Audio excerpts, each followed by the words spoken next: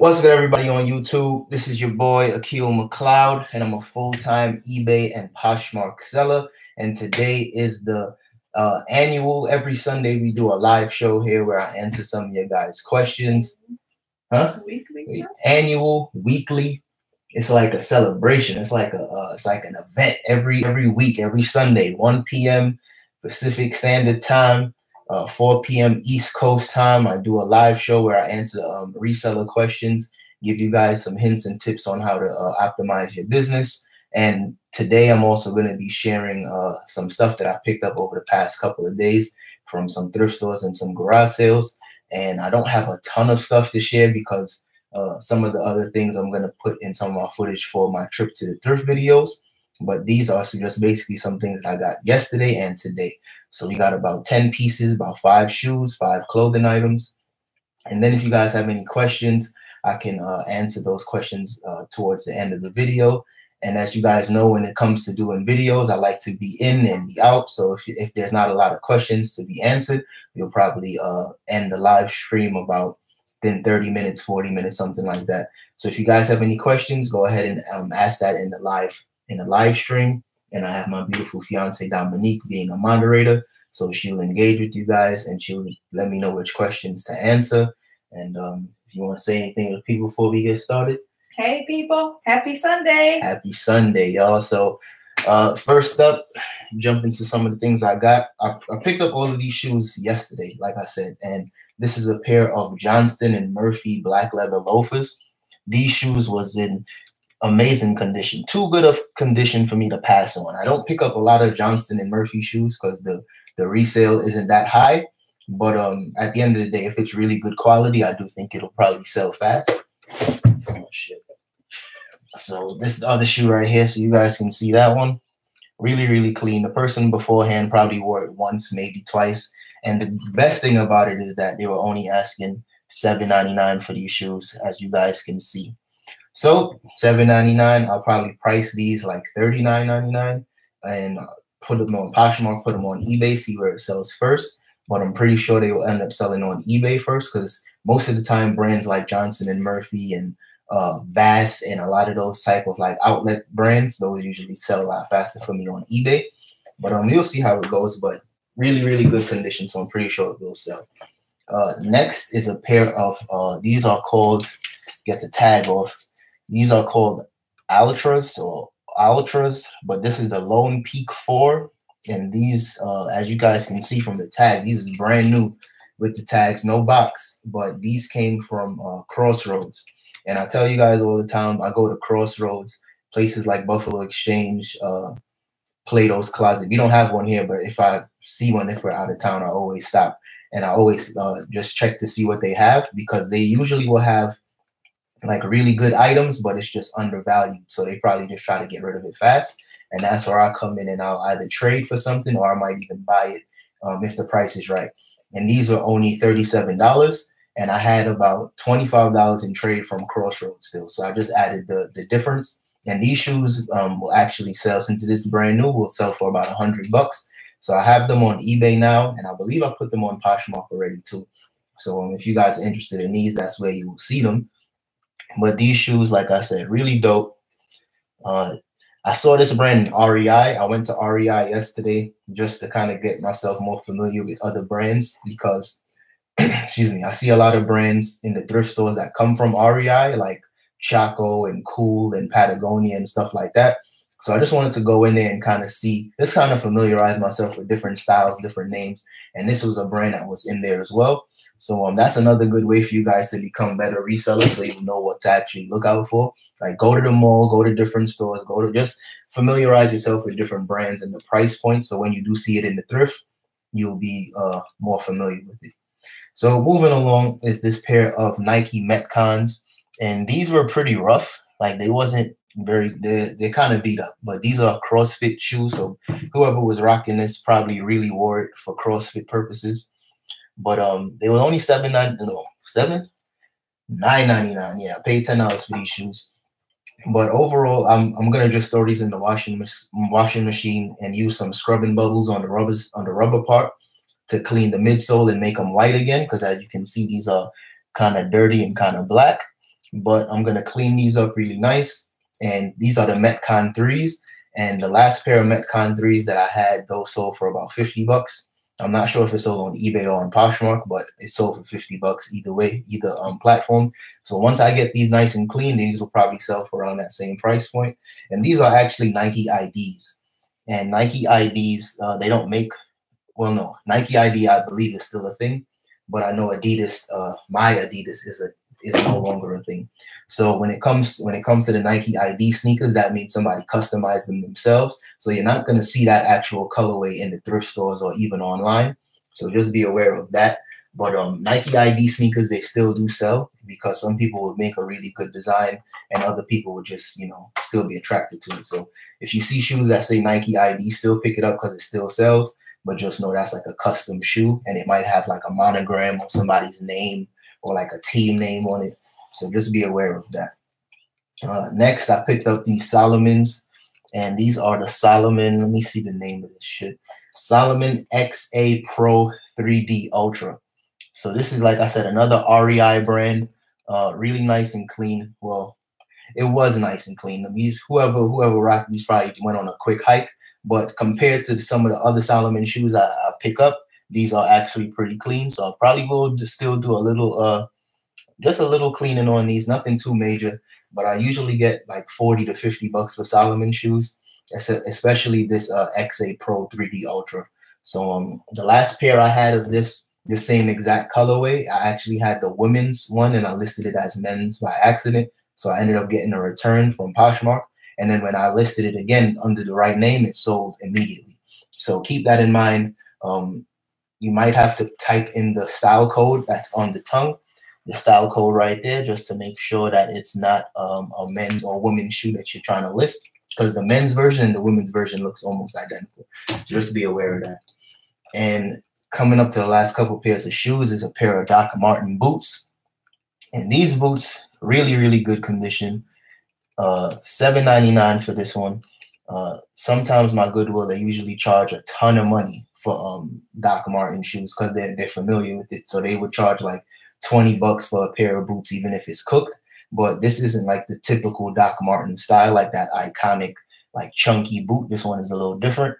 But this one I should still get, I'm thinking maybe 50, maybe 60 bucks because it really is nice and clean. So I'm just going to put some Guggen. I know a lot of people keep asking me that question. This is Guggen. This is what I use to get rid of the name, like the price on the bottom. I use Guggen to get rid of it. And sometimes, depending on what marker they use, I might just use acetone. I might just use rubbing alcohol, or acetone works as well. So you can use any one of those three to get the name, to get this off, the price on the bottom off. Because of course, if you're selling it for 60 and it says $7.99, the buyer, you know, they don't want to see that. But and if none of those things work, if acetone don't work, Guggen doesn't work, just get a Sharpie and write over it. Like I literally write on the, like I write over prices all the time and it's never affected the bottom line. Nobody has ever said, why is the bottom black? Like no one gives a shit. So don't worry about that. And last but not least, this is what I just picked up literally like maybe an hour ago. We was just coming back from picking up some groceries for brunch, because we do brunch every Sunday. And as soon as I saw the garage sale, this is the same garage sale that I picked up, that vintage camera and the Wii. Both of those things sold already too. And I picked both of those up for $5 each, and I sold both of them for $40 each. So I basically turned 10 into 80 in like 5 or 6 days. So that was dope. But these was at the garage sale for $5. If y'all know anything about sneakers, if y'all know Vapormax, y'all know I love Vapormax. I bought a couple pairs of Vapormax from Poshmark, had to return one because it was dirty and the seller tried to swindle me a little bit. But these for only $5 is crazy. They definitely didn't know what they had. So, of course, I just went ahead and I scooped it up. Some people, they will go to different thrift stores. They will go to different garage sales and flea markets, and they're going to haggle with you. Oh, would you take 3? Would you take 2? Like, no, you said $5. You don't know what you got. Take the 5. I'm out. So I did that, and, you know, I'm keeping these. I'm definitely keeping these. This was my size. This was meant to be. This was like, you know what I mean? It had to happen. So anyway, anytime I do get shoes for myself, in order for me to not be a hoarder, I always swap out something else that I had in my collection. So if I got, right now, if say I got 10 pairs of sneakers, if I always will take out one and just rotate it out. That way I don't end up with a ton of different shoes. So the shoes I'll probably end up selling is a pair of Nike Air Max 95, the Flywire. I'm going to sell those on Poshmark. So you guys can be on the lookout for that if you're interested. And they are a size, I believe it's a size 9.5, something like that. But anyway, next is this Under Armour polo shirt. These polo shirts always sell pretty fast for me. This is a size XL, and this is the Heat Gear polo. Damn, that got me looking ashy on the webcam, boy. Sheesh. It's real life. It's real life. Y'all catching the real deal. This is unedited, no filter, baby. This is life. But anyway, these shirts, I picked this one up for $5 today. And this one will sell for about maybe $20, $25. I'll probably price it at $25, and whoever wants will probably talk me down. Especially since Poshmark charges tax and their shipping is so damn high. Drop a comment if y'all feeling this new tax situation going on in Poshmark. We could probably talk about that later after I share some of these other stuff. But I did a video on Poshmark's tax, their new tax system called Posh Remit. So if you didn't check that one out, I'll make sure I'll put that in the description so you guys can learn more about it and just see my point of view, because I don't really like it, but at the same time, you know, every online platform is charging tax now. So it's no real way around it. It's just one of those things when you're dealing with any business, whether it's reselling or whatever, to any business relating to every business, you're gonna have to start charging tax. It's gonna have to be you're gonna have to just kind of go with the flow. You know, things are gonna come up, you're gonna have to deal with it, and that's just one of the things that we're all gonna have to deal with. But moving along is this Jordan track jacket. This one was really dope, really clean, no flaws even on the white part, so that was a nice surprise. And I don't know why they had so many tags on the Goodwill, in the Goodwill this day. Like, they literally just kept tagging it up. It's like 4 of these little blue tags on here. But I picked this one up for $5.99. I'll probably get $30 for this. I know Jordan colors. There's so many different Jordans that's red, black, and white that somebody's gonna love this, especially since spring is basically here at this point. Next is this Columbia jacket, and these Columbia jackets, this one is a men's large. I just tried it on just to see if it was for men or women, but this is definitely a men's large. And the color in the screen is kind of off. Let me back up. This is definitely purple. It looks blue on screen right now, but this one was really good condition, no flaws. And I picked this one up for $9. And Columbia jackets, the interchange. As you can see, it says interchange right there. Don't mind my ashy ass hands, but it says Columbia interchange, and these sell for like anywhere between $35 and like $45. I don't get a ton of money for these, but I usually would get something around there. And I'll probably put this on eBay and on Poshmark, see where it sells first. But I'm pretty sure it'll sell on Poshmark. One thing I noticed today on Poshmark, they have that outdoor party, and I usually would be able to share Columbia pieces on there, but they changed it to like surfboarding brands like you brought the lotion. You're not gonna talk about my baby on this camera. Yo, get yourself a wife. She gonna hold you down. Go ahead. She gonna hold you down. Say it again. But yeah, the Columbia jackets, I don't get a ton of money for those, but I still pick it up if I can get it for a good price. So for me, turning like 10 into 40, that's good enough profit for me. So I'm gonna go ahead and do that. And definitely be on the lookout for Columbia interchange jackets though, because there are some other Columbia jackets that don't sell for anything, but the interchange ones does a lot better for me. Next, and this is kind of like a rare piece. I'm pretty sure this is rare. I'm hoping somebody in the comment section could let me know how to price this one. But this is a Patagonia track jacket, right? And this one, as you guys can see, and my hand's looking good now. Y'all can't see nothing. So now, look at the tag on there. This is a vintage tag. This is a white tag Patagonia. So I Googled this to do some research. Somebody said it was from the 80s. And that's what I'm thinking. But I do know these vintage Patagonia pieces, they're selling for a lot of money, especially if it says like, if the tags look like that. So this is what the tag looked like. Just as usual, Patagonia, made in America. But this is the white tag that made me really pick this one up. And I got this from Crossroads as well for only $22.50. And this is what made me only have a little bit of money left in trade for those other shoes, because I picked these up. I think I picked these up on Friday or Saturday, and then I ended up getting these the following day. So yeah, let me know in the comment section if y'all guys are familiar with this one, if you know what era this comes from, if you know what price point I should price it at, because I'm gonna have to do some more research on this, because I know it's rare and you can't just, you know, pick this one up from a Patagonia store. So I might get like $100 for this, or maybe anywhere between 50 to 100. I'm not really sure, but I know I'm not just gonna price this as a regular Patagonia piece. So I think that's all I got in terms of this haul for these past couple of days. I'm gonna just show y'all these one more time, because like I said, $5. Come on, baby. $5. Sheesh. All right. Let's go into this comment section. Let's see what platform do you think is best to sell men's clothing? I think right now, at one point I used to say eBay was definitely the best, and I'm not gonna say my opinion changed with that at all. I do sell a lot more clothing on Poshmark now.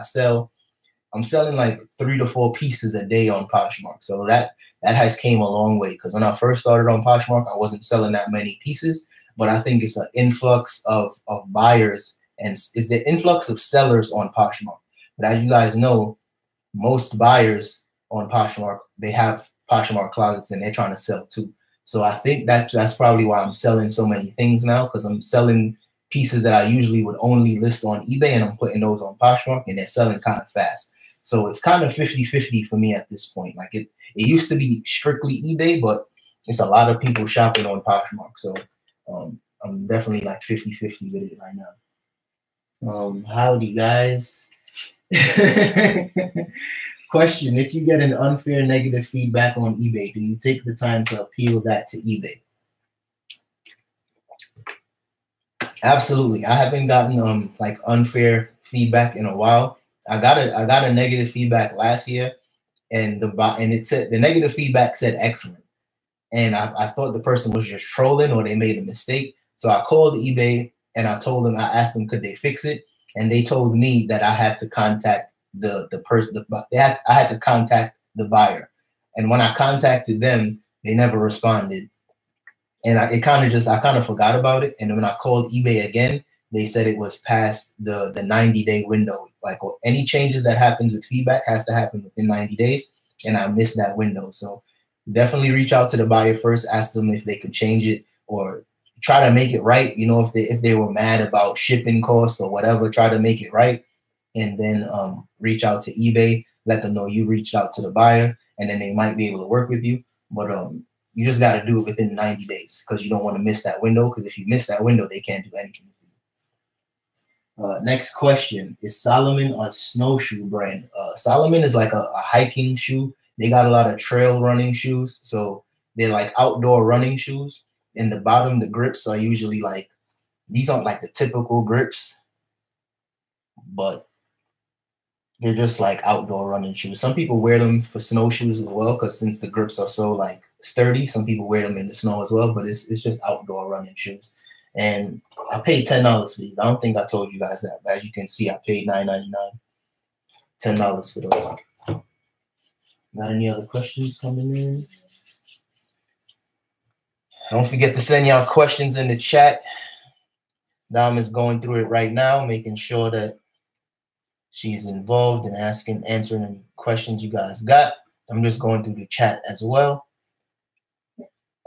Kevin N, it's unlikely to get negative feedback removed. There are a few exceptions, like using global shipping. Your best bet is to try and negotiate with the buyer to do. Yeah, that's basically what I said. And I think Kevin just sent you $3. Oh, I don't even see that yet. But thank you, Kevin. I appreciate you.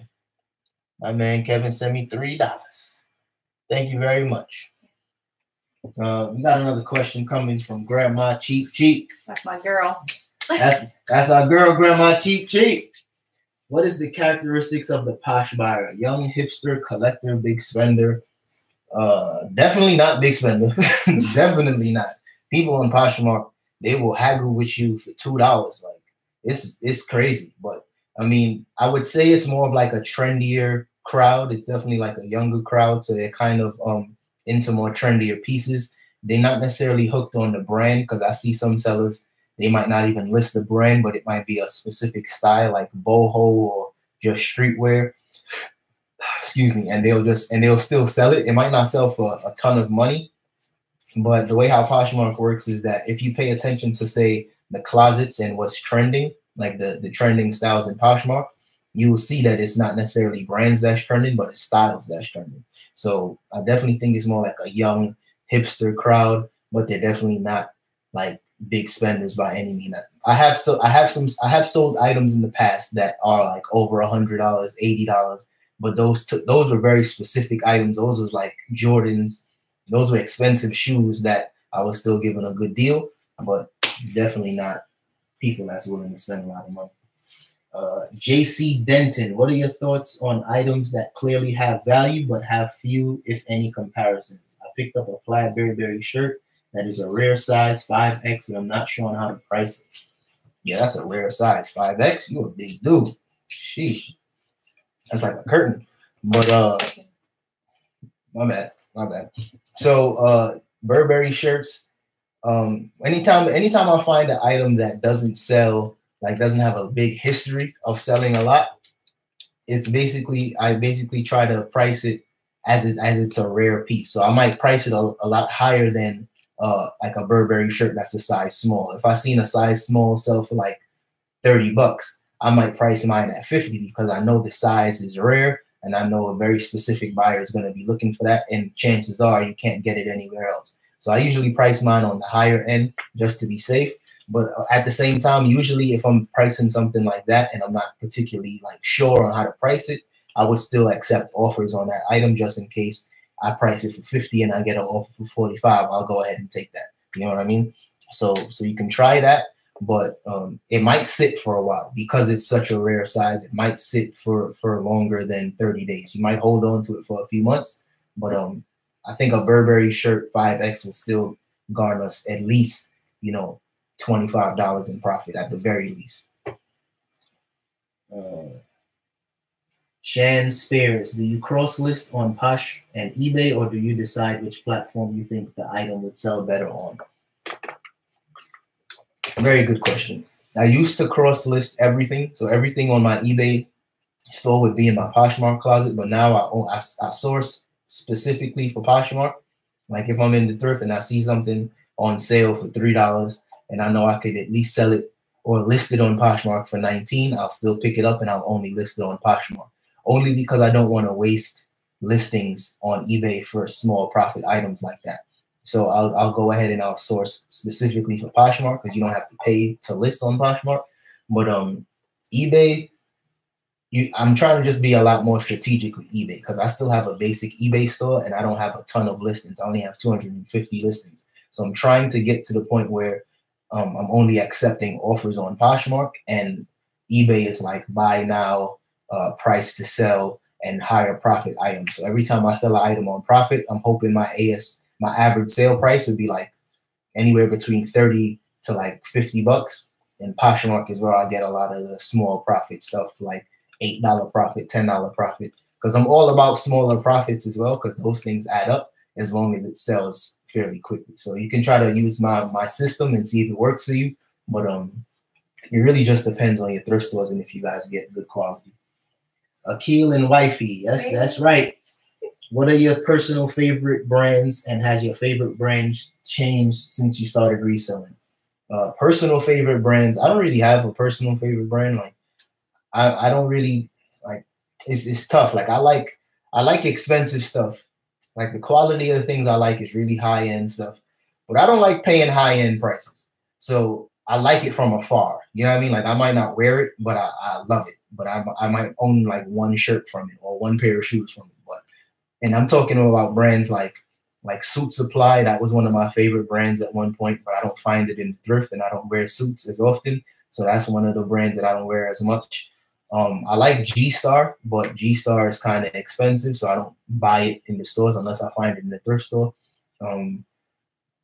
That's the only brands I could think of. In terms of favorite brands to sell, I still love to sell Hoka's because it's becoming a little oversaturated, but it's still selling for decent profit. I still love to sell Patagonia and Cool and What other brands I really like to sell? I like selling Nike and Adidas. Like a lot of people sleep on those stuff, but Nike pieces, I sell at least 10 Nike pieces a week. And that could be anything from a dry fit polo to a vintage jersey. Like I still like to sell those type of basic stuff, but I mean, I don't even know if you asked that question, but more info. Let's say you're listing a team jacket or shorts on eBay. Do you list under sports memorabilia, activewear, or just men's and women's clothing? The way I list stuff, I'll check the comps first. So I'll go into the sold section, and if somebody had sold the same pair of shorts and they listed it as activewear, 99% of the time I'm listing it as activewear. If it's sold under sports memorabilia, I'm listing it as sports memorabilia. I don't really have a specific like way of listing. If I just list it the way the other person listed theirs and it sold, because I'm pretty sure if whoever the next buyer is going to search for it that same way. But honestly, I don't think it's that important as long as you list the brand, the team, the condition. Like if you put EUC and stuff like that, that might help with the search. But for the most part, I don't think it really matters if you put it under men's clothing, activewear, sports memorabilia. I don't really think that might affect it. I could be wrong, but I know the way I list is based on what's sold in the past. Like I'm not trying to reinvent the wheel. If it worked for somebody else, I'm gonna go ahead and do that same thing. Let's keep going through the chat. Let's see if we got any other questions. Thanks for your answer earlier. Would you pick up Peter Millar and FootJoy polos at normal rate if they have country club, golf club embroideries on them? Yeah, I sell those all the time. It doesn't matter what the golf club is. It doesn't matter what the embroidery is. Like some people that play golf, they just want to feel exclusive. They want to wear something that has its own monogram on it. So they don't really care. As long as it's a good print, it's a good color, is their size, they'll buy it and they'll feel better knowing that it says, Virgin Islands Golf Club. Even if they never been to the Virgin Islands, that they know that shirt is like exclusive to them. It's one of one, so they're probably gonna just buy it just because. But FootJoy, Nike dry fit, Adidas dry fit, all those polos, I sell those like crazy. And now that summertime is on the way, I'm probably gonna be searching a lot more for those. So good question. Akil, I am a positive view and have a question for the first time in the chat. What's one of the fastest selling shoes you bought recently? Which was a shoe you never sold or even saw before? That's a good question.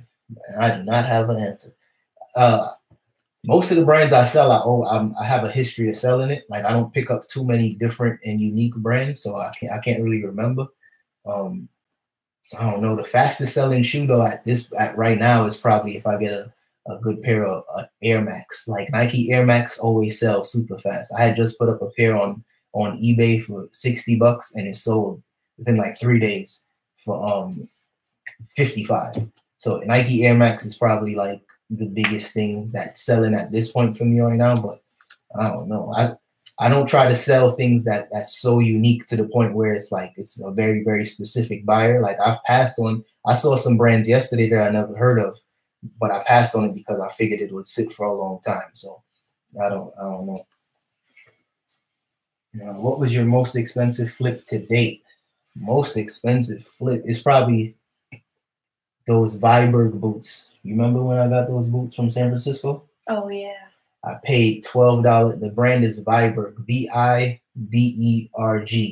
Those boots are super, super expensive. And I bought those boots in San Francisco for like $12. And they sold within about 2 weeks for $475. That's probably my biggest flip. Next to that was probably the Gucci shoes that I got this year for $60, and they sold for like $375.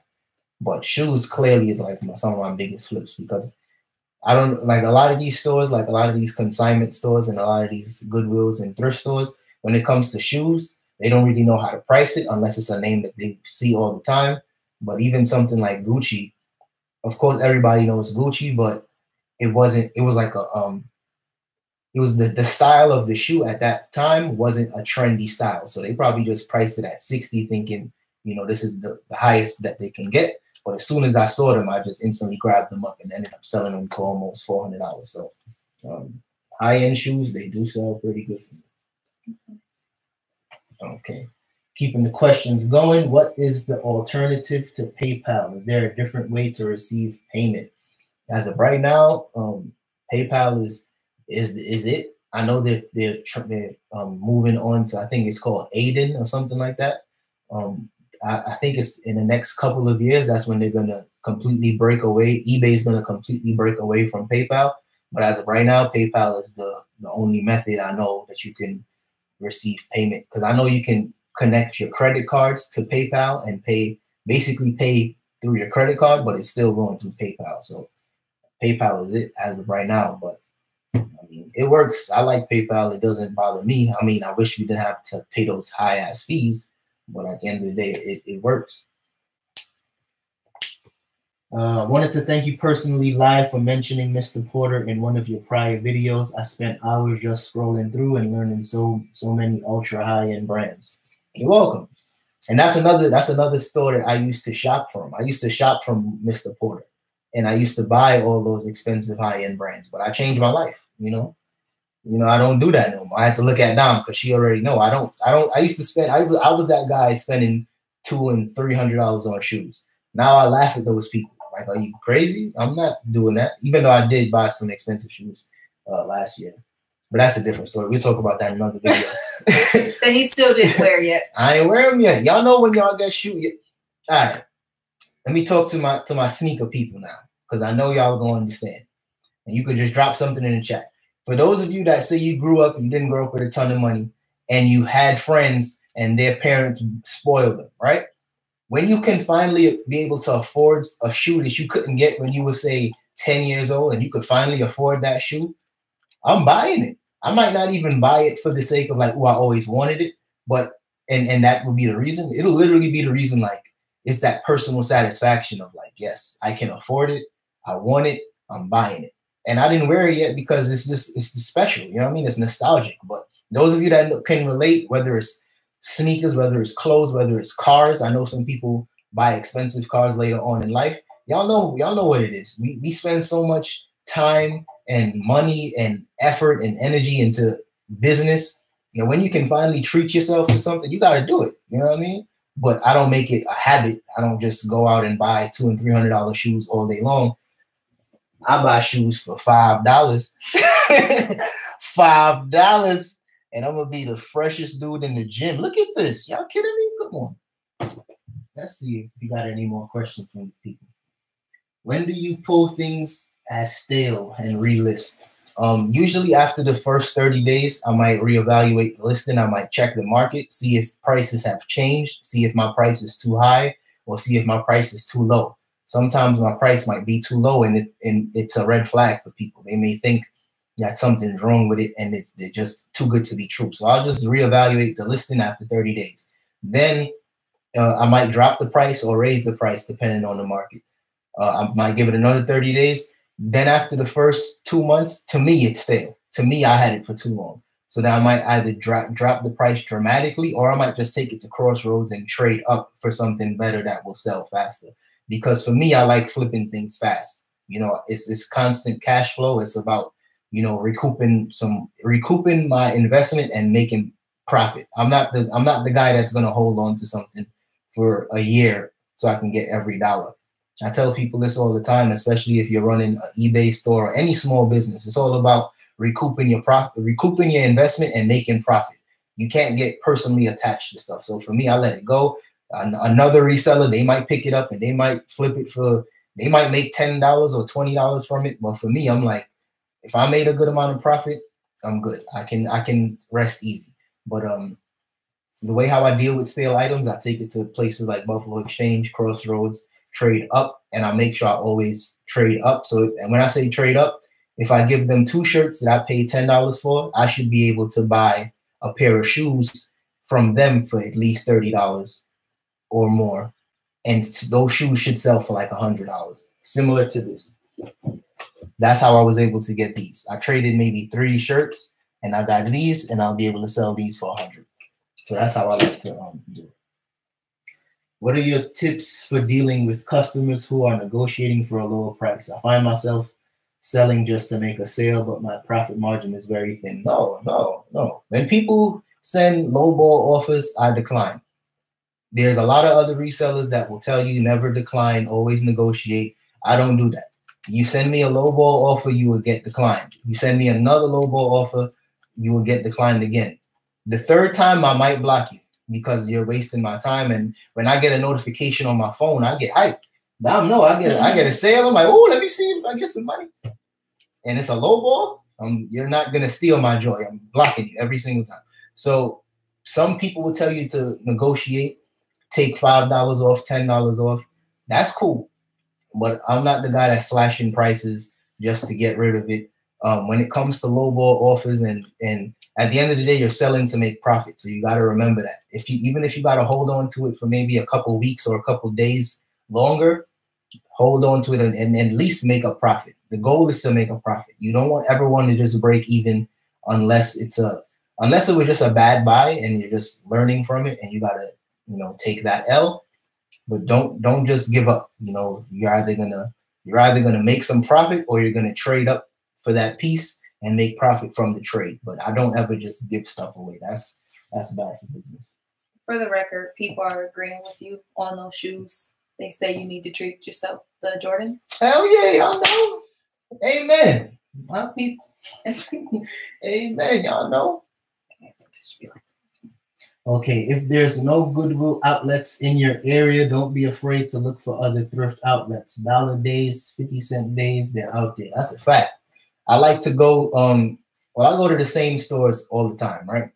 But the 50% off sale days, like I make sure I go, and those are days that I might source specifically for Poshmark. So if you guys have days where it's like everything in the thrift is $1, that's when you can probably pick up a bunch of items and only put them on Poshmark because you don't have to pay for listings on there. And you can start making, $8 profit, $6 profit.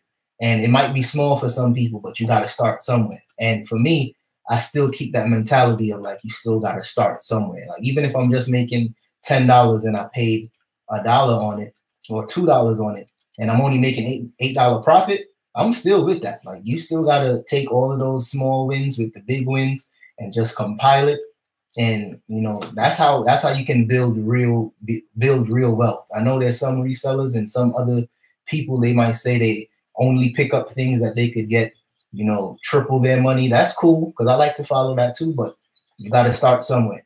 And I'm saying that because I'm going to drop a video either later today or tomorrow about how to start, because I made a really big purchase and I know it's going to throw some people off because I'm usually just thrifting, but I made a really big purchase and I know some people are going to say, I can't relate to that. But no, trust me, I was right there with y'all. And this is like the first time I was even able to do this. So like I said, do the small purchases, small profits, let them build, and then you go from there.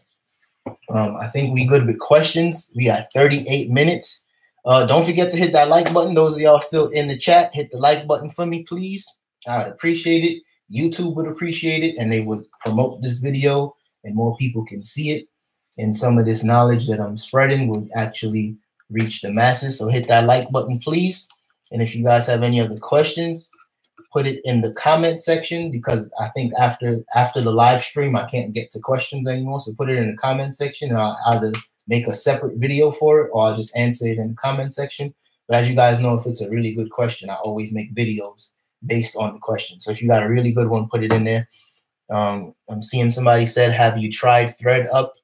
No, I don't like ThreadUp. I think people are losing money on ThreadUp. I don't like it. They're trying to sell reject stuff that they didn't buy from the buy. Like they didn't buy them from the sellers, so then they're selling them to other people. And I think that's a swindle. I don't like it. But that's all I got for today. Please hit the like button so this video can get out there. Got any comments? If you got any questions, put it in the comment section, and I'll see you guys in the next live stream every Sunday, annual, weekly. Dom, you want to say anything to the people? They ain't see your face all day. Yeah. You see my hair. That's it. All right, guys, have a great week. Thank you guys for checking in. I can't wait to see you guys. Well, you'll see us in the next video. We won't see you, but I can't wait to chat with you guys next Sunday. Bye. Peace.